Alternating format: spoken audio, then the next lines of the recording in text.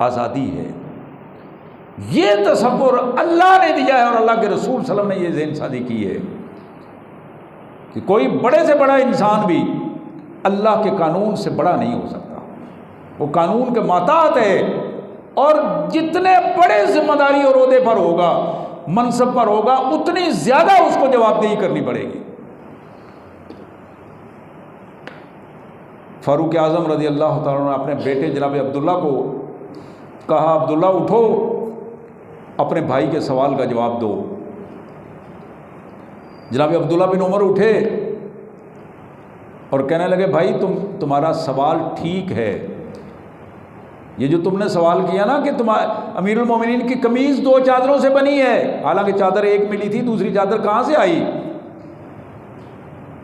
دوسری چادر کہاں سے ملی؟ توشہ خانے سے لے لیے،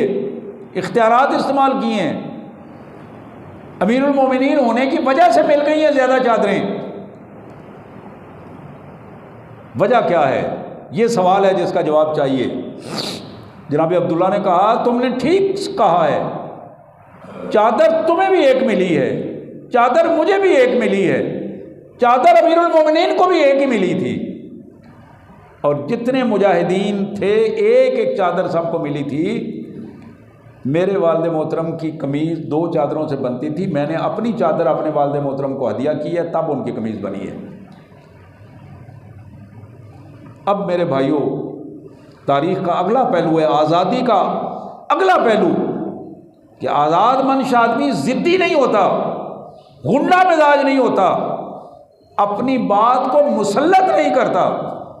جو ہی اس کے سوال کا جواب ملا، اٹھ کے کھڑا ہوا، امیر المومنین کو سلام پیش کیا اور کہا، خدا کی قسم امیر المومنین، اب آپ حکم کریں، ہم آپ کے حکم کو سنیں گے، اب آپ حکم کریں، ہم آپ کے حکم کی اطاعت میں گردنیں کٹانے کے لیے تیار ہیں۔ تو میرے بھائیوں، آزادی اس کو کہتے ہیں کہ جب کردار آزادی کے سامنے ہوتا ہے، کردار سامنے ہوتا ہے، تو اس کردار کی قیمت آزادی کی لگتی ہے۔ ایک آدمی غنڈہ ہے، بدماش ہے، بدکار ہے، نظریہ اس کے پاس موجود نہیں ہے، اور وہ اگر ایاک نعبد و ایاک نستعین پڑھ کے یہ کہے کہ میں آزادی کا علم اٹھا کے اٹھاؤں، تو وہ کیسے آزادی کی بات ہوگی؟ بد کردار آدمی کو لوگ آزادی کا مشن کبھی بھی نہیں سونپتے۔ آزادی ہمیشہ ذہنوں کی آبیاری سے ہوتی ہے، اور کردار کے ساتھ آزادی کی چمک پیدا ہوتی ہے۔ تو میرے پیارے بھائیوں، یہی حضرت عمر تھے۔ ایک دن خطبے کے لیے اسی طرح اٹھے، خواتین بھی اس اجتماع میں ایک سائڈ پہ موجود تھی۔ خواتین کے اجتماع میں پیچھے سے ایک اماں جی اٹھے، اور اماں جی نے اٹھ کے اونچی آواز میں کہا کہ عمر، تمہیں کس بندے نے، کس نے یہ اختیار دیا ہے کہ تم اللہ کے حکم پر پابندی لگا رہے ہو؟ اللہ نے یہ ہمیں اجازت دی ہے کہ خواتین کا حق مہر ان کے خامند جتنا بھی ان کو دینا چاہیں وہ دے سکتے ہیں، پورا خزانہ بھی دے سکتے ہیں۔ آپ نے پابندی کی بات کی ہے، آپ کو کیا اختیار حاصل ہے؟ تو میرے انتہائی واجب الاحترام بھائیوں، آج کے دور کا اگر کوئی وزیر اعظم ہوتا، صدر ہوتا، تو تقاضا یہ تھا کہ بندہ اٹھا لیا جاتا، پتہ بھی نہ ہوتا کہ اماں جی کہاں ہیں۔ آج ہے نا جی، ہمارے بلوچستان کے پتہ نہیں کتنے لوگ اٹھا لیے گئے، اور پھر وہ ہزاروں لوگ، فیملیاں روتی ہیں آج بھی کہ ہمارا باپ کدھر ہے، بھائی کدھر ہے، بچے کدھر ہیں۔ اور اسی طرح مختلف حوالوں سے یہ سارا سلسلے اس دور کے، اور یہ غلامی کے آثار ہیں۔ وہاں حضرت عمر رضی اللہ تعالیٰ عنہ نے اماں جی کو مخاطب کر کے کہا، اماں جی، آج آپ نے اپنے بیٹے کا سینہ کھول دیا ہے، میرا سینہ کھول دیا ہے، مجھے اندازہ ہو گیا ہے کہ واقعی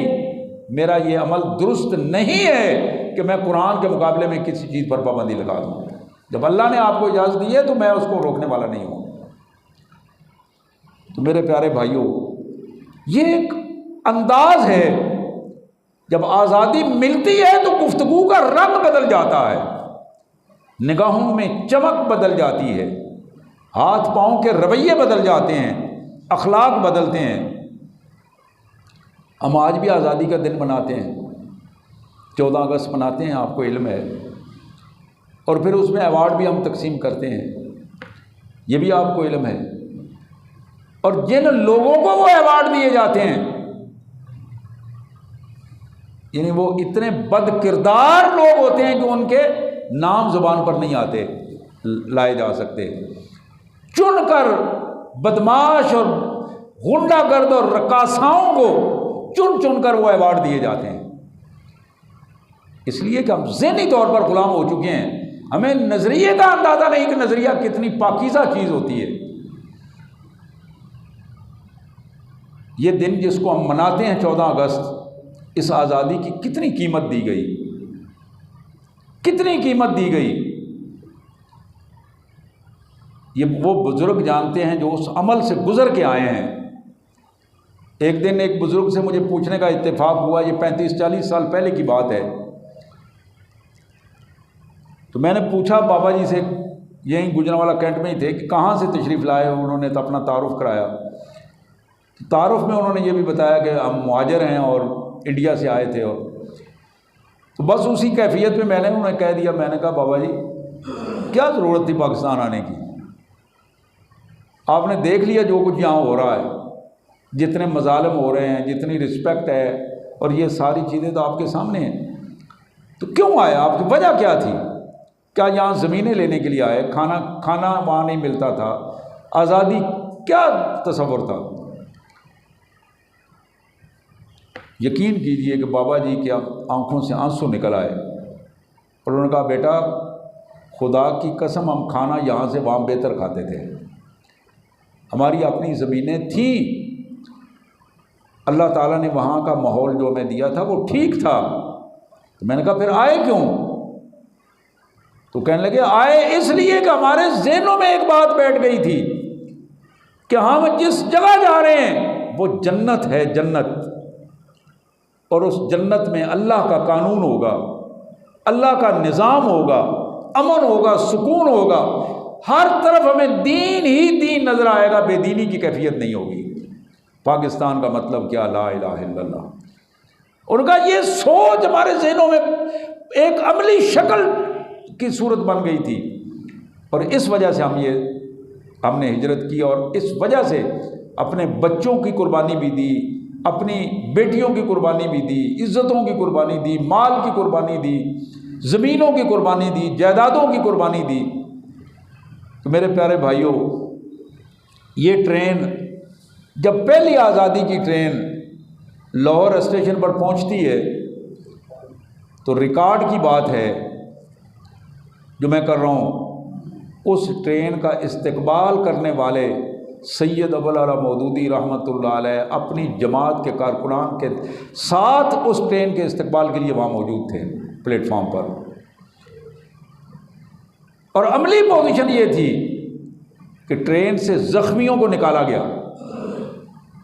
اپنے کپڑے، ان کے کپڑے تو آلریڈی لولوان تھے، اپنے کپڑے لولوان کیے،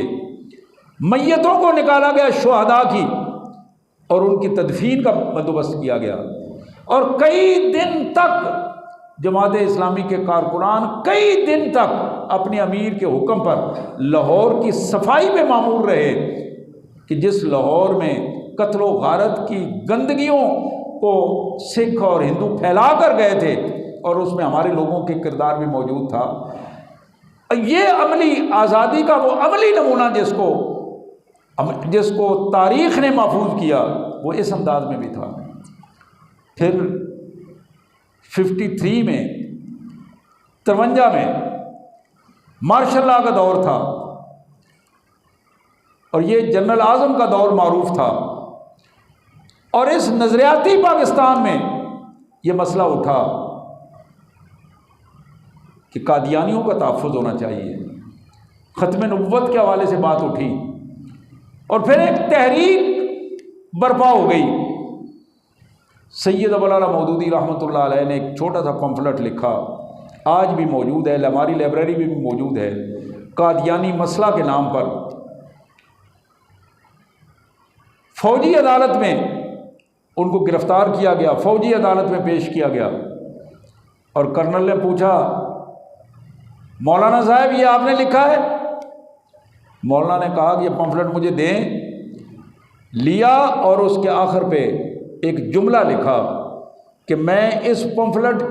کی تحریر کے ایک ایک لفظ کا ذمہ دار ہوں، اور نیچے اپنے سائن کر کے اس کو واپس کر دیا۔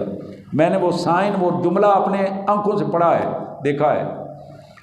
حضرات، وہ ایک سجدہ جسے تو گرا سمجھتا ہے، 1000 سجدے سے دیتا ہے آدمی کو نجات۔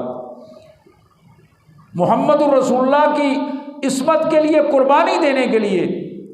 اسی کرنل کی عدالت سے پھانسی کی سزا سنائی گئی، لیکن جب وقت آنے والا تھا پھانسی کوٹھری میں، یہ بھی بات ریکارڈ پر ہے،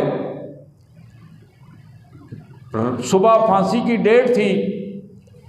اور رات کو اس سے پوچھا گیا، صبح وہ جو چوکیدار تھا پھانسی کے کوٹھریوں کا،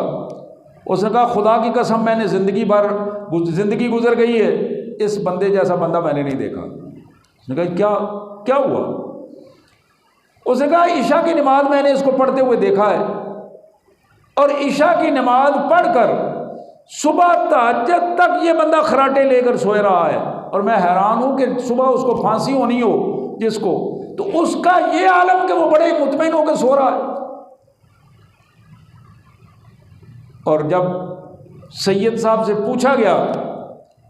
اور یہ بتایا گیا کہ اس کاغذ پہ سائن کر دیں، اللہ کے غلام نے بندوں کی غلامی پر لعنت ڈالتے ہوئے یہ الفاظ کہے تھے،